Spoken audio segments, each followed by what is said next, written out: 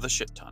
We need to talk about one of the most historically important units of measurement ever created by humanity. Now, Urban Dictionary, the definitive source for all things important, defines shit ton as equivalent to 24 metric ass loads, or 1/10 of a fuck ton, or approximately 3.5 times the necessary amount of something. Or quite possibly, a shit ton is equal to 2,000 shitload. Now, how do you define it? Let me know in the comments.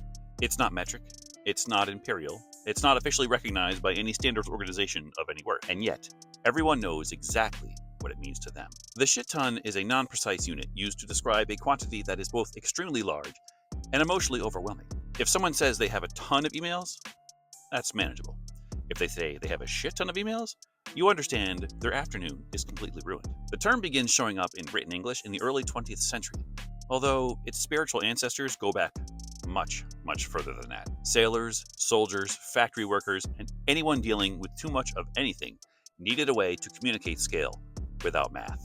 The shit ton. A shit ton does not equal a ton plus profanity, it represents escalation.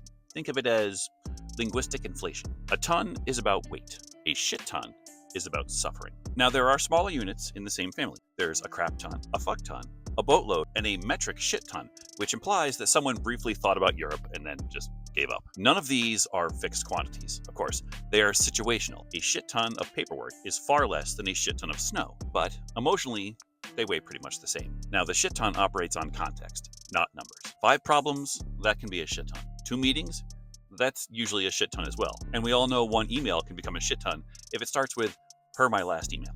Engineers and lawyers pretend they don't use shit ton, but they absolutely do. They use it off the record, behind closed doors, usually followed by a long, sad sigh.